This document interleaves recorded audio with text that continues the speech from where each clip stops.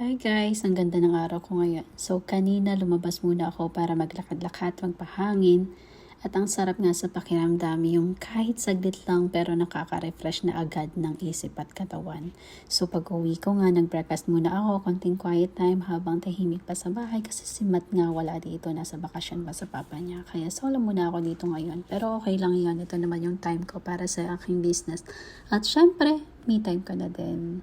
So pagkatapos kong mag-breakfast, nag-focus na ako sa business ko. Nag-check ako ng mga messages, nanood ng training, at nag-update ng mga kailangan.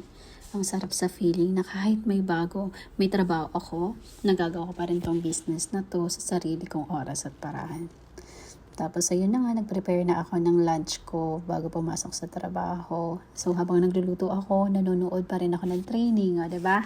Multitasking. Kasi naniniwala ako na kapag gusto mo talagang mabago ang buhay mo at umasenso, gagawa at gagawa ka ng paraan kahit gaano ka ka-busy. So ayan na nga, ang simpleng araw ko ngayon. Work, business, at simpleng me time. So ikaw, kamusta naman ang araw mo?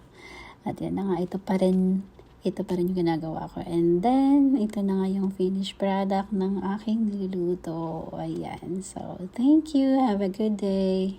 God bless.